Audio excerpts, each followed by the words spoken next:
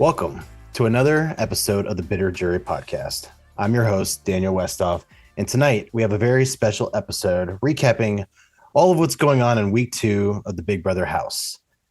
This will be our only episode for the week. It's a little bit different. I've already canceled on my co-host here tonight multiple times this week, so we thought we'd make sure we get one in the books so that we can speak on all the things happening in the house this week.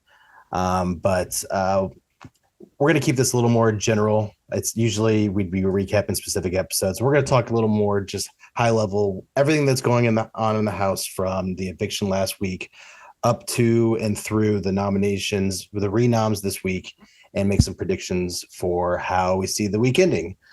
So with all that said, joining me on tonight's episode, I have a trio of hosts with me. I'll start as I always do with my favorite co-host, the man who's been with me from the beginning, who was late for this podcast because he must have been in the nether region tonight. It's Charles Matthews. Charles, welcome back to the podcast. How are you doing? I would be great if I felt as if you weren't bullshitting me on your favorite. I feel like that's going to be your sister or Richard, but you know what? I'm here for it. Cheers. You're my favorite because you always get me to loosen up and have a beer on these podcasts, despite how it may take you 5 to 10 minutes to convince me, but I'm here for it. So that's why I'm here. But no, I'm happy to be here always, late or not. Right. Well, also on the episode tonight, I'll just go with, as Charles mentioned, maybe my actual favorite co-host. I've known them for quite a while now, a couple weeks, couple months. Richard, my favorite co-host. Welcome to the podcast. How are you doing tonight? Nice. Since February, going strong. Thanks, Westoff. I was going to say a couple weeks. It's been longer than that, but how are you doing tonight? How was your Survivor fandom? Have you been geeking out for the live feeds now? You've had 14, 15 days with extended Surrey coverage. It's nice, but not nice. My concept of time is out the window, but I'm loving the Surrey content. For sure. Well, I am too. I wasn't a fan coming into this, but I see what all the hype's about. She knows what she's doing in there, and she's definitely working the wheels of the Big Brother game pretty heavily this week. We've seen rumors of a flip, then not a flip, and a flip, and it's mostly Surrey's doing. So we'll get into all that. But one more co-host to go. Definitely my favorite of the night. Sarah, welcome back to the podcast. You and I have been texting a bit about all the live feed drama this week. We've had live feeds go down for maybe 40, 50 hours of the week. So it's been one of those frustrating Big Brother live feed weeks, but also the drama that's come from it has been juicy as well. So how are you doing and how are you feeling about what's going on in the house? How am I feeling about what's going on in the house? It's honestly chaos right now.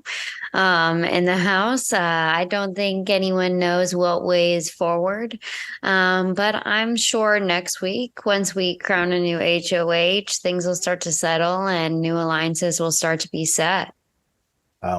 I doubt they'll be settled, but new alliances probably are on the horizon, so I'll give you that much. But before we get too much into week 2, I know Sarah and I, we recorded on Friday. We gave all of our extended thoughts on the Kirsten eviction, some of the Luke drama, some of the other things just wrapping up week 1.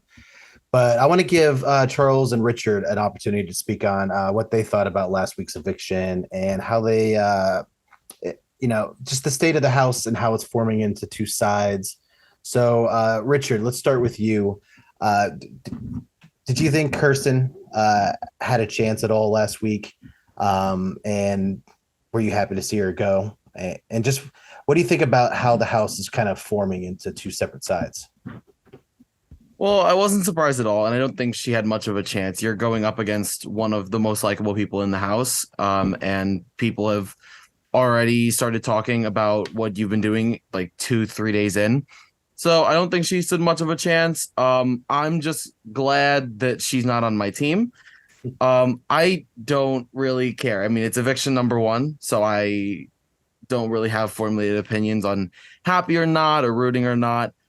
But as far as the house is concerned, not surprised at all. I feel like we've seen this kind of happen time and time again, where like younger people, older people, or like the oddballs or whatever you want to call it, as in their case, the professors. But I think it's going to be interesting seeing how things go, and I'll elaborate more as we talk about what happened over this week. So I'll let Charles go. For sure. Well, yeah, Charles, give me your opinion as well. I mean, we do see this happen every season where it seems like the cool kids, the athletes, kind of, as you say, the pretty people gather together and form an alliance. And you've got the oddballs, the old people. But I think it's a little different this year. We're seeing the same, initial beginnings. But I think the fact that there's a secret mole on the athletic side, cool kid side with Jared playing both sides with his mom on the professor side, I think it's creating a really interesting dynamic. What are your thoughts? Yeah, I mean, week one, as Richard kind of said, is always kind of bleh for me because I feel as if it's too soon to kind of decide, oh gosh, this person is a threat and this person is an enemy. Obviously, Kirsten kind of came in playing a bit too hard, in my opinion.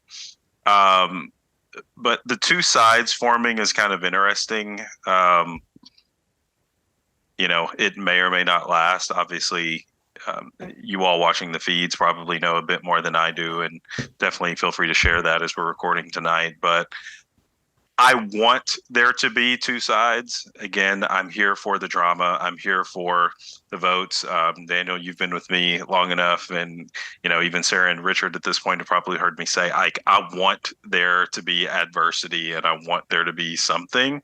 I think I was probably a little upset even from the get-go of the unanimous vote.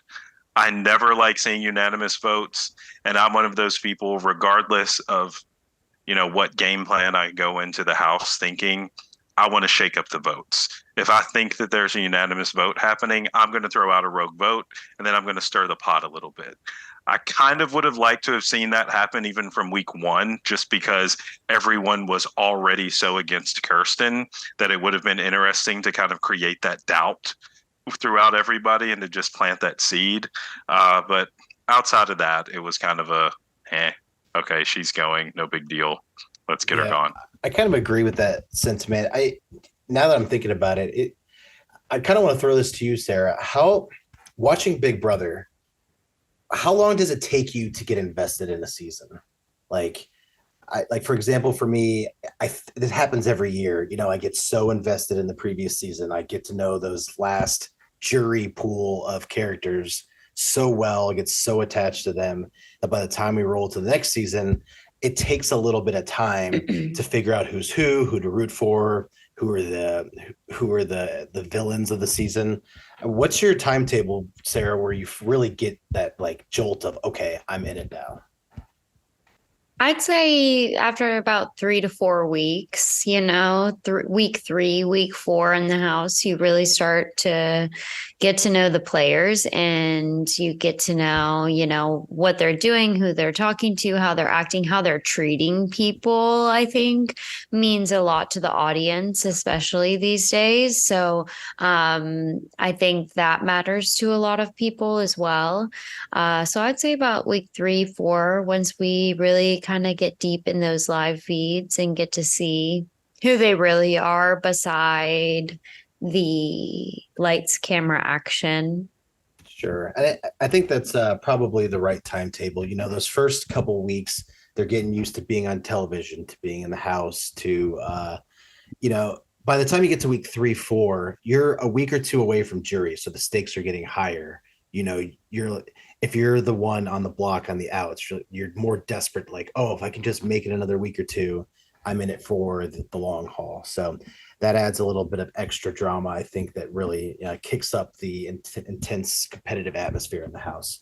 So yeah, I'd agree with that sentiment. But let's go ahead. We'll dive right into week 2.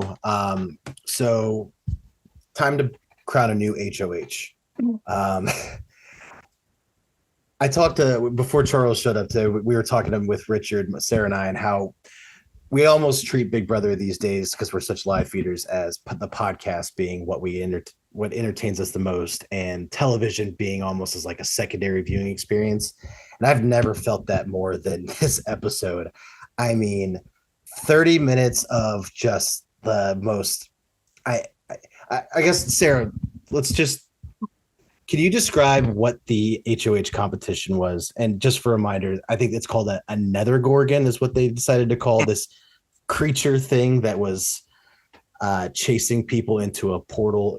Just recap the HOH competition for us. Well, for starters, I'd just like to say that my 4-year-old daughter's bedtime is at 8 o'clock. And so whenever Big Brother comes on, usually I can say, okay, you can watch the first 10 minutes and then we'll go lay down.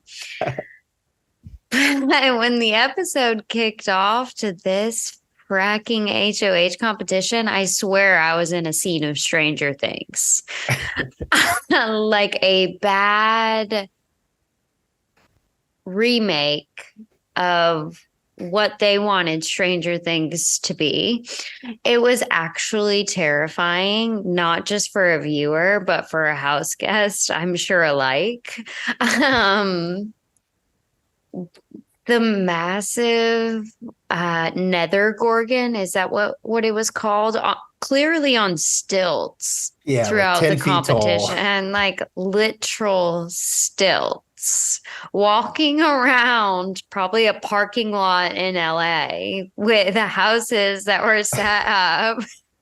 Like what? And also like just it's got this low like voice changer going to give it a creepy voice, but like the explanation for the game, I felt took like 10 minutes. Like, put the rules up on the screen. Let's get through this competition. I want to see more of what's going on in the house. But no, it was like, let's just get into details of what's on this porch. We've got 3 spiders and 2 rats.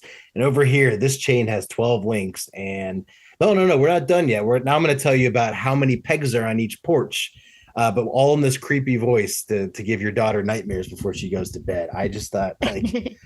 add to that, the zoom ins of everyone while they were waiting for them to say go or whatever they were going to say. I mean, zoomed in on everyone, like Charles, really break down the acting. intense. How are the terrified acting roles of these house guests? You know what? I gotta say, I'm actually not gonna hate on it because ironically, with the group that I was having dinner with before I hopped on, we actually got into a big conversation about loving like Z-list horror films. And this gave me that vibe. And I'm here for it. I mean, I watch the craziest shit. I love horror films, whether it's $1 million or if it costs $10. I'm convinced this cost them $5 to make. Either way, it was fantastic.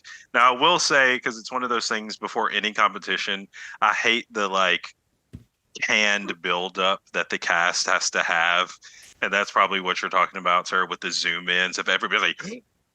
Yeah, like, oh my God. Here he comes and he's going to get me. All that, you can leave it. But the competition in general, I actually felt my heart rate increase a little bit. But I actually thought about you, Daniel, because I actually wrote down a note saying, I wonder what he thinks about this production right now. And just how wretched it was, and the whole running between the teleportation, and I have to run away, and then I'm going to just randomly run back into the house when I just ran into the backyard. You're so on point. Was comedy. I would. The first thing I thought about was those were filmed in separate locations, so they had to come back to the house, and then everyone go to the backyard, and in the same order that they left the HOH competition, refilm themselves running through the backyard in like a terror way, like. I'm just cringing thinking about them having to redo this shoot over and over again. I'll give Felicia props though. There was a rumor last week that Cameron thought for sure that she's Denzel Washington's sister because they have similar facial expressions. And I just like. Do you see my facial expression? Yeah, that's basically what I was doing for days after that. Just like, are you kidding me, Cameron? But I don't know. Now that I've seen her acting terrified, maybe. maybe. That was going to be my point. Felicia thoroughly entertained me this week. I'm telling you, Felicia's saving the season for me. Like, I hate watching the episodes half the time, but if Felicia's on there, I'm happy. Just let her narrate everything for me. I know the two of y'all had your little comparisons. I felt very Escape the Night, like a Walmart Escape the Night. You two put all of their money into Joey Graceffa's little fever dream, and this is like the Walmart version. Dude, Felicia was so entertaining. I was cracking up the entire time. It was so wretched. It was so bad. So, Richard, who are you wanting to win this HOH outside of just how it played out? Was there a certain person you thought would have made for an interesting week? Jared. Just because of his position in the house, it being week 2, it would have been very interesting how he would go about it, because no matter what, whoever he puts on the block, he's either hurting his alliance or he's going to hurt his mom's game. So I'm surprised I was interested in how it would have played out. Huh? I'm surprised he went for it. Like, do you think it was good strategy for him to fight so hard for it? Yes and no. I understand the idea of like, I want to show that I can actually compete. But at the same time, it's dumb this early. Like, look what happened to Riley. She won HOH and then became like the target of the week. And more so, like I said, for him, because he's in the middle. So if whatever decision he makes, he's hurting either himself or his mom. Yeah. His celebratory dance on the porch made my night. He was so freaking stoked to win that HOH just to find out that Hisam won it. But every time they show anyone celebrate on any of these shows, they're going to lose. Just straight up. Oh, yeah. They're going to lose in the next 5 seconds. Mm-hmm. Oh, yeah. Guaranteed. That's like their little editor's little trick, is they get someone to say in the DR, I'm definitely winning this, just so they can do that screech cut and go directly to them lose. If I want to be that guy, you can talk about the winners edit of Survivor. There's like a theory that Survivor, there's like in the first like week or 2, you can find certain like editor clips that show that this person wins. Like, I think half of the winners of Survivor in the first episode got a confessional when they're on the boat that said, I will do anything to win this game. Like, half of the winners of the show have gotten that confession. So like, very small tangent here, but I am interested in this because it's relevant to how Suri plays Survivor. How long is the game, like in real life? How long does it span? And how quick, like, what's the time difference in like contestant to contestant being kicked off the show? Like Big Brother, it's a week. What is it on Survivor? I'm gonna go pre-COVID. Okay.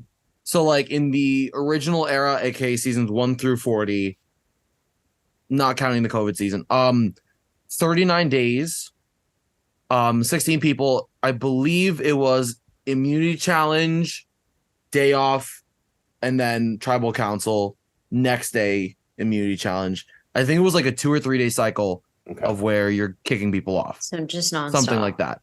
So it's going to be an abrupt change here for Suri. It's a big difference because like now it's week to week, whereas that was like a few days span. I've been hearing on the live feed updates from Taryn talking about how that it is a big change because it's so quick when you have to cut someone from your alliance or backstab someone on Survivor. It's a 2-day thing. Like, you're only putting up with them for a day or 2. You can hide it easier. It's more of a team thing. And in Big Brother, it's like you're living with nothing to do for almost 5 days and just like with the person you're about to evict. And that's like outside of time to be able to game it, just the psychology of like feeling bad for someone finally getting to you after days. I'm interested to see how that affects Suri and if she's as cutthroat. She's not really cutthroat, but if it affects just her style of game, I guess. But yeah, so HOH competition aside, we get Hisam as our winner. Hisam is the HOH of week 2, and how do you feel about Hisam? I'm just going to ask you right here. I mean, I didn't really like Hisam last week. He seems a bit standoffish and intense. He's always like working out by himself and like never joining in like group like fun conversations. It's all very businesslike. except for a couple of friends in his alliance. But this week we've really seen him like it's like HOH-itis, like he's feeling powerful. He's feeling like he can kind of dictate other people's games and tell them what the right moves are. He's not really making his own allies feel good with him. Like his attitude not only is making him a huge target to the other side of the house, but it's also now made him a target to his own alliance. And that's about the worst thing you can do is ostracize almost everyone against you. So, but you made several negative comments there. Are you saying you don't like Hisam? Oh, I do not. Wait, what? Is this the first time that we've actually agreed on someone we can't stand in the Big Brother house? What? No way. I fucking hate him, which I think I said this last week too, but can't fucking stand him. Honestly, we did talk about this a little beforehand, so I was just doing my little fake, surprise. But I actually am shocked that you and I agree about a player in the house. Like, no, so am I. This is so rare. It might be. He is by far my least favorite player in the house. The only other time we've agreed is when I came around to not liking Summer by the end of Canada season 10. You were always right about that one. So I know. But speaking of Hisam and alienating his own allies, Sarah, can you break down what is the current state of the house? What are the two sides? Are there any floaters? We kind of saw it come together last week, but it really got solidified this week. So what are the two big alliances, and how are they? How's it shaping up? The two big alliances are the professors and the handful, the larger one. Handful is the 5. It's the family style. Yeah. The family style. So, and the professors, we have Felicia, Hisam, Izzy. We also have Sari, and is Red in it as well? And Bowie. Mm-hmm. And Bowie. Yep.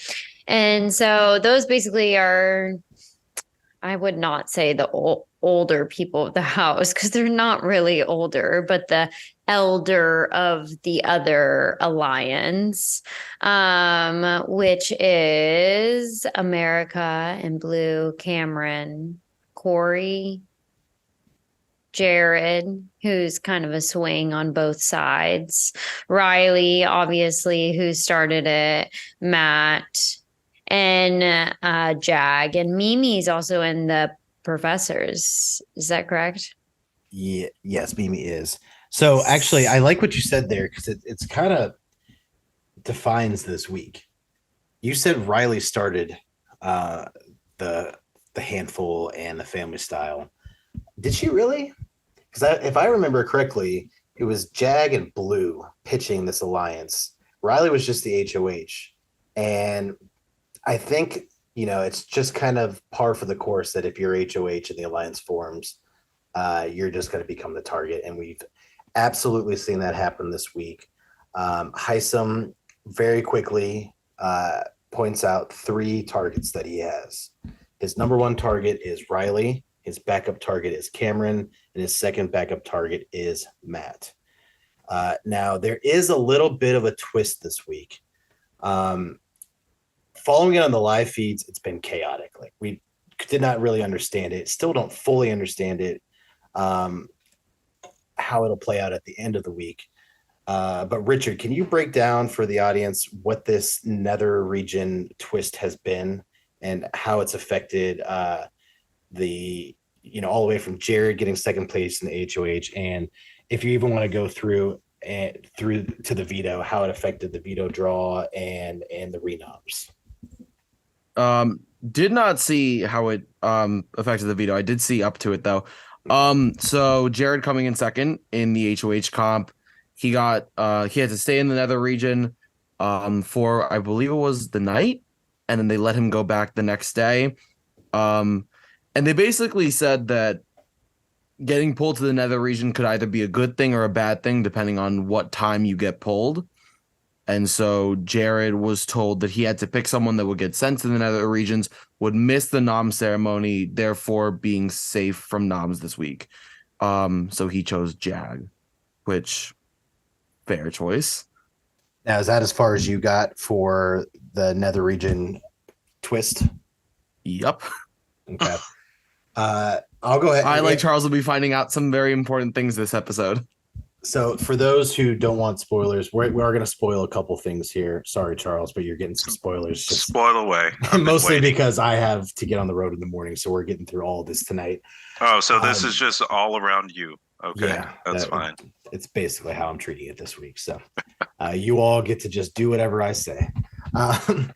Sarah, do you want to go ahead and fill out the rest of that up to what we know so far? Right. So Jag came back from the nether region and therefore could not have been nominated, as Richard said. So that was like a good thing for him. Right. And could not be nominated. But they didn't give him one of the prompts. When he first came back, they waited until right before Veto so that the next person that went to the nether region couldn't participate in the veto. So he chose Bowie, and Bowie went off to the nether region. So basically that meant that her ball couldn't be drawn, right? Like she couldn't play in it. Right. Her token was taken from the rest. Okay. And then the last thing, which is just rumored, the house guests are talking about it, but it obviously hasn't happened yet because eviction is tomorrow. But they are suspecting that what will most likely happen is that when it comes time to evict someone, Bowie will have to choose someone who will go to the nether region and not be able to cast a vote for eviction. So that's the rumor. No confirmation here. Charles, what do you think the nether region is, and where are these players going? The backyard, so they can listen to some fucking wall yellers. Like, I mean, because they're clearly there. We saw Jared was able to speak on the little the memory wall. Yeah, I feel as if they probably set up maybe like another DR or something, maybe. And again, you all may have more information on this than me, but even Jared making the comment of like, "Oh, I can't sleep here because the Nethergorgon's keeping me awake" or whatever, would also kind of lead me to believe that he's just in some isolation type room. I wish they'd show it, like when Dan went to isolation. Oh yeah, that's true. But yeah, I just feel as if it's just some random. You're in a room just chilling. And they're just showing a freaking camera and putting a damn filter on it so that it looks like he's scary. But again, I think this is where, even though I'm not a producer, and this is going to take a random side tangent, but like watching the whole, "Hey guys, I'm in the nether region," that was so fucking lame and stupid. It's like if I just decide to put this up and be like, "Hey, I'm in the nether region, but I'm just going to talk to you like normal, and I'm going to act as if nothing's wrong, even though you can't really see me right now." Like, that's what it felt like to me. It was just way too forced and too stupid, which also leads me to believe that he's literally just like on the other side of the house, and he's actually just right there. Well, I wonder, that's got to be some sort of punishment, because the Big Brother house is already boring as it is. There's no television, no phones, nothing to even write stuff down with. All you can do is talk to people. So if then you're on top of that isolated, that sounds pretty rough to me. So Jared did say like he could talk as much as he wanted to. He just didn't feel like talking to the house guests. So take that for whatever it means.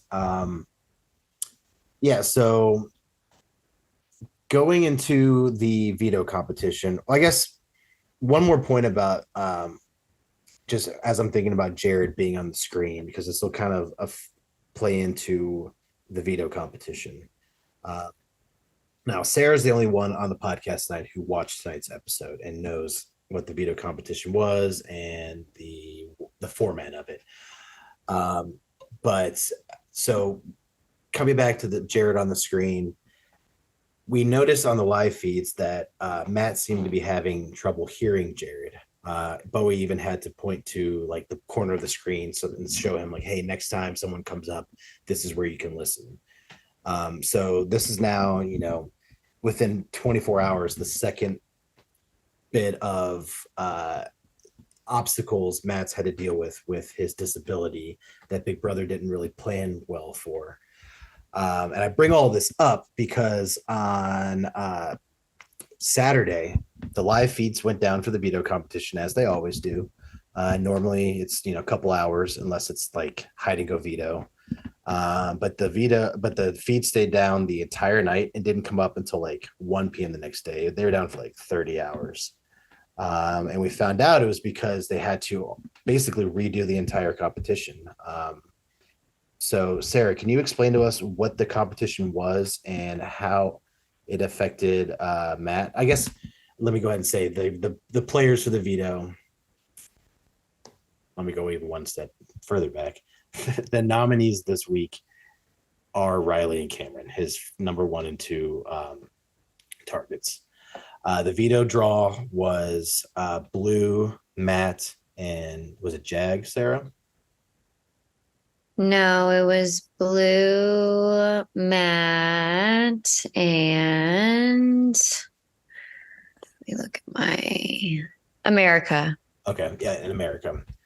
So Matt is a player in the veto competition, and that is the reason why the feeds were down, is because he had it was unfair to him because obviously his disability caused him not to be able to play the game the way the others were. Sarah, can you elaborate now that you've seen the episode, what the game was and how you think Matt may have been affected?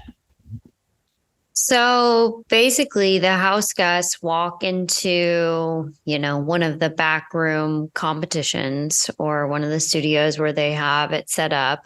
And there's just a crap ton of stuff everywhere, Big Brother style.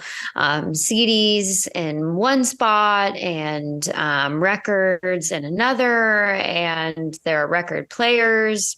There's a piano toilet, and different things like that. So every house guest comes up.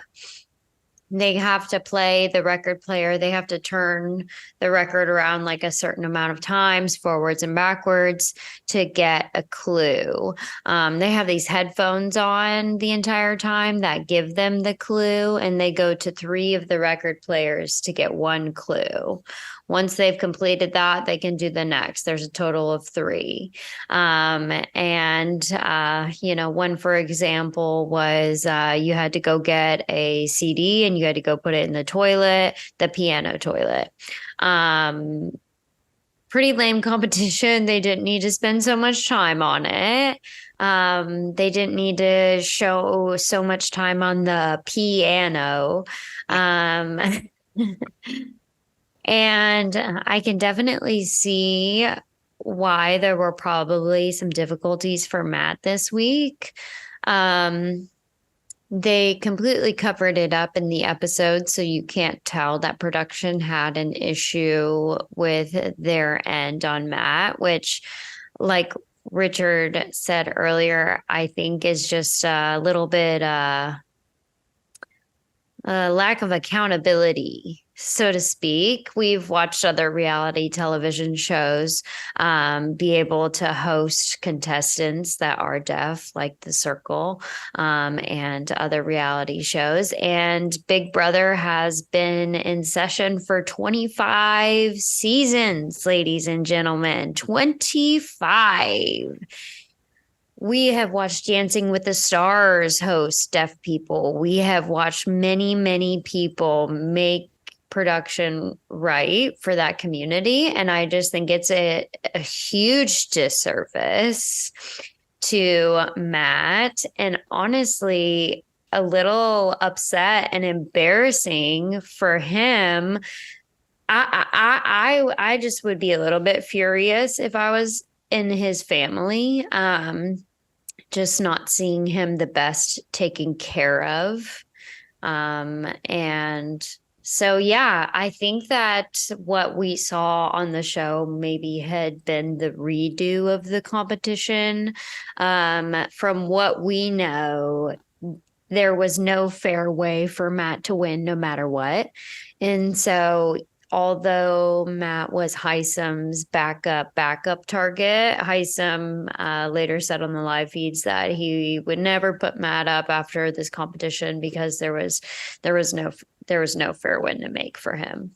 So even the house guests are acknowledging like he had no shot. Yeah. Wow. I think that it would be incredible. I think that Matt winning is an uphill battle. I think that it will be incredibly hard for him to win this game because of the lack of preparation on production's part. Yeah, let's hope that they get their shit together, because it's not a good look, and it shouldn't be the player's responsibility to make the game fair. It should be on production. So that is a bit weird for Hisam to have to be like, oh, not fair, so I guess I won't target you. Right. It wasn't a primary target, but still, their production messing up has technically affected the game. So let's hope we see improvement going forward. So Richard, now's the time where I think we can spoil for Charles how the veto played out. Can you talk us through who won the veto, how it was used, and we'll go ahead and elaborate on how you would like to see the week play out with our final two nominees. And I'm going to interject before you answer, Richard. I'm okay with the spoiler, but I want it to be somewhat definitive because I want to see it played out. So if you're going to give me who won, you can give me like who the final two were or whatever, but I don't want to hear the drama behind it. You do or do not? Do not want to hear the drama behind it. Because you want to watch. Oh, here, Hisam won. Exactly. All right, next. Move on. Next. Thanks very much. That is not what I wanted to hear, but simply because I can't stand him, but whatever. Which is now Sarah, 3 out of 4 he wins. didn't use it. Oh, No, he did not. No. Yeah. And this actually is really interesting that you asked me this, Westhoff, because I texted this to my buddies earlier today. I asked them, sheer curiosity, would you guys say that Riley staying or going is best for Jared? On one hand, if Riley stays, she may go after him because he didn't save her by sending her to the Nether region. But at the same time, he can try to repair the relationship with that side of the house. On the other hand, if Riley goes, Jared might become Jag, Matt, etc., like that side of the house, the handful and what's it called, family style, their target after Hisam. But you can also flip the target onto Cameron and say that he was the snitch, while simultaneously repairing that relationship. If that makes sense, if that little rant makes sense. Yeah, no. I hate to just harp on Jared the entire time, but just I think it's super interesting how he's gonna have to play this, because I think having your literal blood relative in the house is simultaneously the biggest advantage, but also the biggest disadvantage, because now you're looking out for a second person who's on the other side of the house. So you have to look out for their game as well.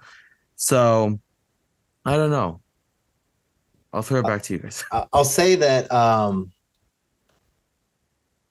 from the points that you made there, I don't think that the handful family style of the house sees Jared as not on their side yet. Like, they are completely still in belief that he is on their side and has no real connection to the other side.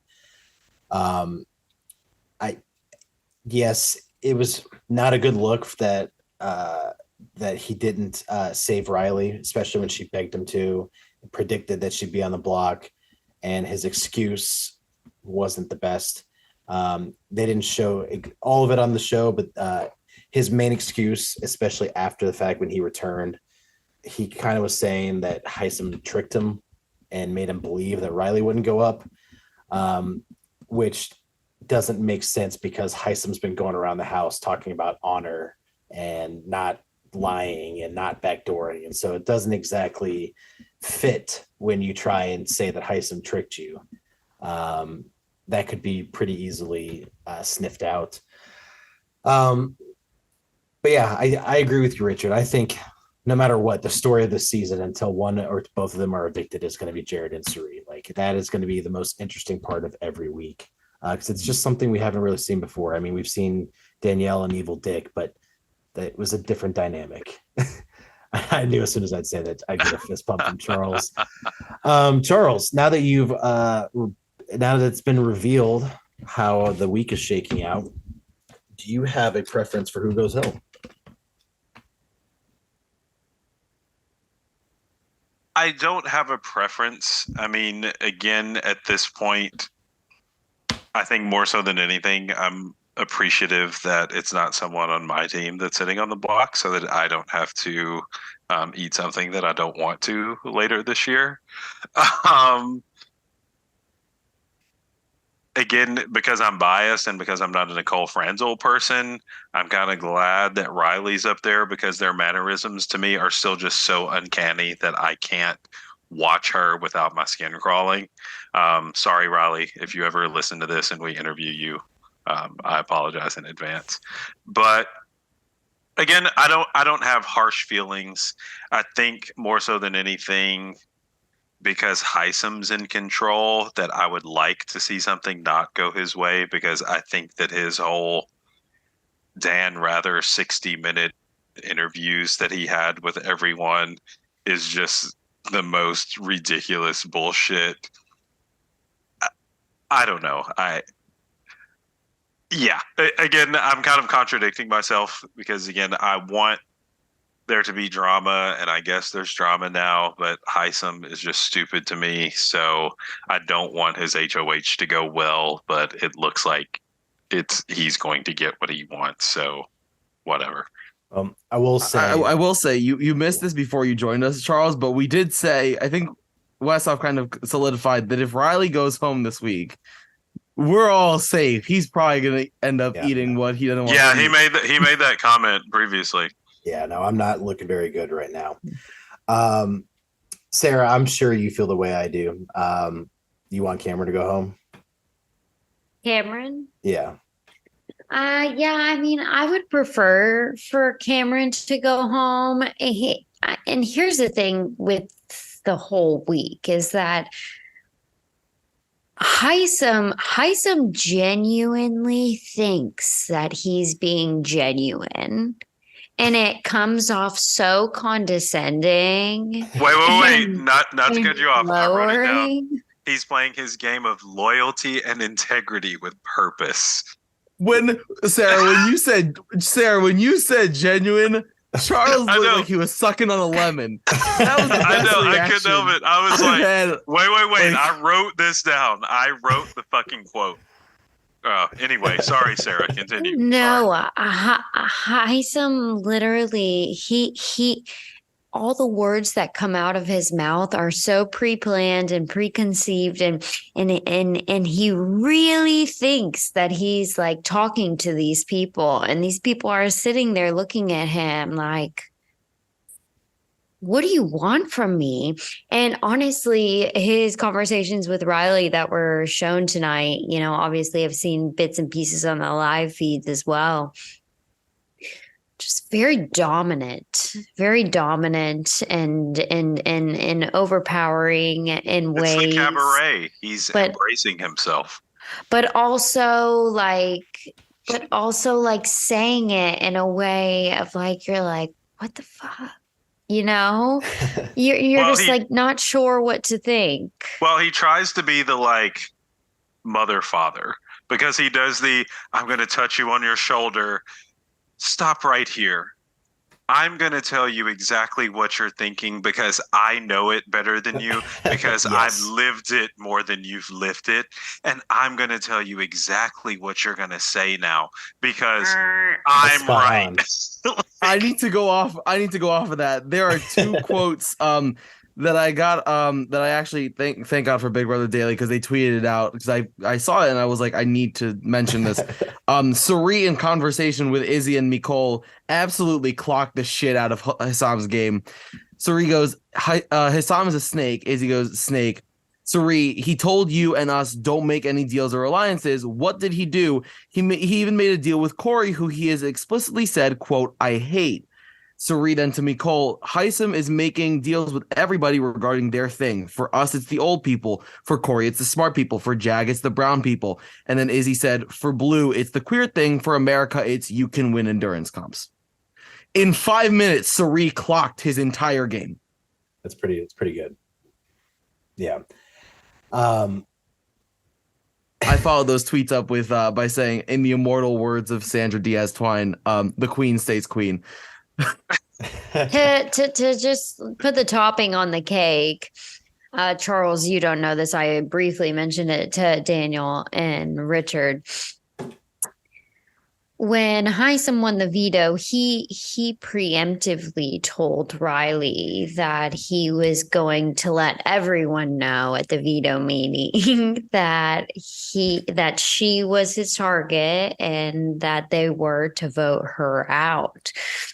So he legit sat there at the veto meeting. I love how Richard's fucking. Because I'm looking at your reaction, Charles, and you just every time a sentence I can't ends, stand him. I can't. Every time a sentence ends, your reaction just gets even better and better. I don't have enough alcohol for this. Sarah's gonna finish the thought, but I'll just say after this, he goes directly to Riley and has to apologize and say, "I'm sorry, that was too much. I went too far." So that's what we're dealing with here. And then Sarah, in typical, like, I feel like Sarah with her emotional, like, sorry, not Sarah, like Riley with her emotional control is giving me Vanessa from 17. Like, she cries over damn everything. Like, so Sarah, I like Riley, but every time something happens, she cries. So Sarah, was the veto speech rough? No, Hisam did exactly what he said he was going to do. Exactly how he said he was going to do it, which, you know, all I know is I've been seeing on BB Twitter, all of the other house guests have been going up to Riley like, wow, you didn't deserve that. That was too much. No, I mean, he said it in front of everyone. He was like, I just want to know that I want everyone to know that Riley's, you know, the target. And I encourage you all to evict her this week. But here's the thing about Hisam is I honestly believe that Hisam is just butthurt that Riley won that first HOH, that when she won it and Hisam didn't win it, he was like, oh, I'm going after her first. And she didn't include him in the Cool Kids Alliance. He's only going after her. Hold on. This is me placing my hand on your shoulder. I'm only going after you because I heard my name in your mouth. Because I heard from multiple people that you said that I was, again, here's the thing. One of my when friends he and said that? Oh my gosh.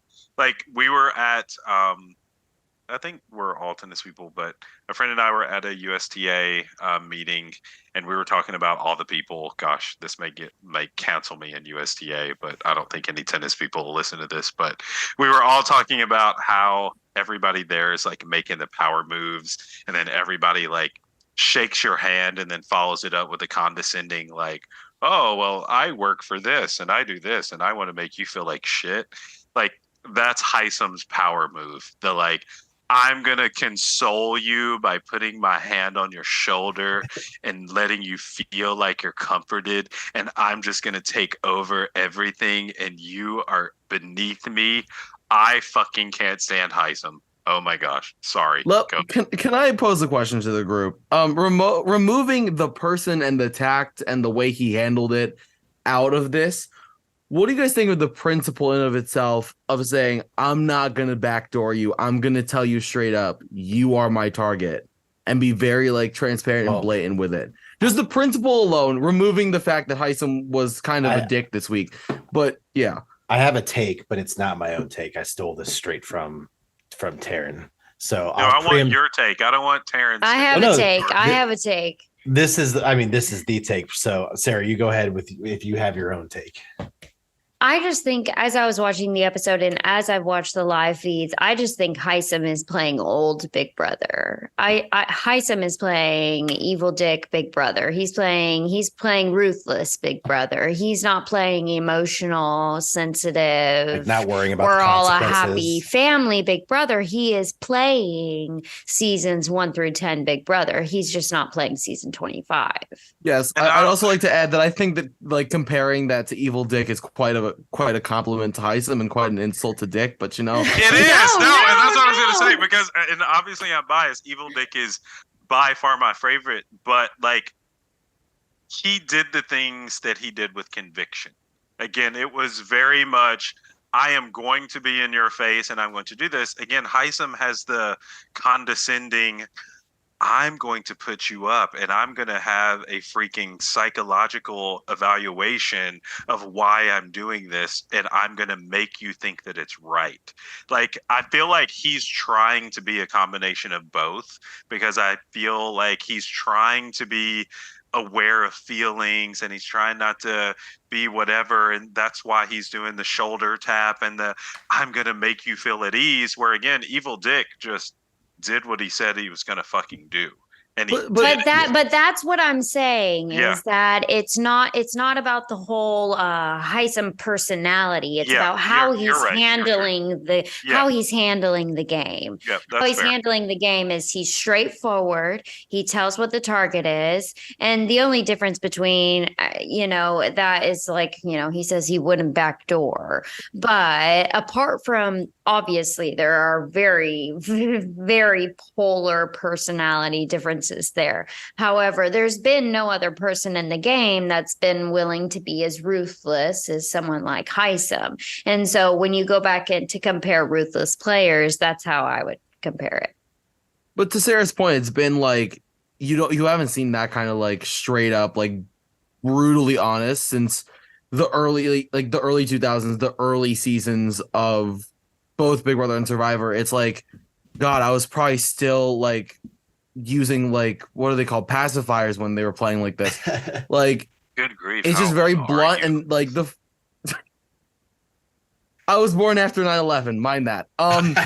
So in like the early seasons of Survivor, it was very much so like it was less strategic and less alliances and more of just like, I just don't like you. Playing F for off, themselves. just get off the island. Like it was exactly. It was much more for yourself, much more blunt. I'll let Westhoff go. I'll say this. I think the whole, I'm playing an honorable game and I don't backdoor people. It's not right to backdoor people. That is not, that is a strategy because it benefits him. He's trying to set the house rules and make it a taboo to backdoor because he's such a good competitor that he wants it. So if he's ever the target, that they'll give him an opportunity to play in the veto because he's made it such a taboo of like, you're going to be dishonorable if you backdoor me. So he's trying to set that into motion, make it precedent, make it become like canon for this season. Because if he does so, then he's played in 5 competitions. He won 3 of them and he got second in the other 2. So if he's ever a target and he's a chance to play in the veto, that's he's just doing it to benefit himself, I think. Hisam is Evil Dick's attitude with a god complex. Okay. That's the best way to put it. Okay, I'll give you that. Because to Westhoff's point, he thinks everything he says is canon and that he's infallible. And what he says goes. I hate the attitude of going into the veto meeting and going, you all are going to vote for Riley because it fits my fantasy. Right. That is the most like boneheaded god complex. Like, I'm way better than you. That's when the HoH that never works because people don't like that. That never works. You should have seen Cerie's face. You should have seen Cerie's face. Cerie was like, Cerie's played 4 seasons of Survivor. Like, she knows what she's looking at. All right. Well, that was a fun little debate we had. I like the rants. I like. Maybe we should do some 4-person pods more often. We got some good content there. So that's all I had for my outline. But I did think of one fun thing I want to do real quick. Charles, can you guess the first showmance of the season? Richard, do you know it? Sarah, you I think I know where this is going. I know 2.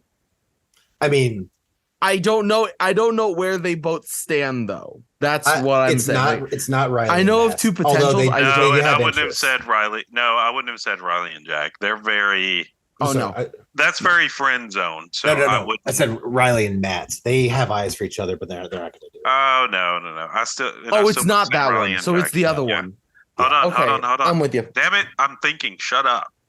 And then when you don't get it, I want to give you one of them and see if you can guess who the other is. Okay. So I got to think. So I'm going. It'd be easier if I had people's faces in front of me. Daniel, you fail today. I'm gonna go Jared and America. Woo, you were close.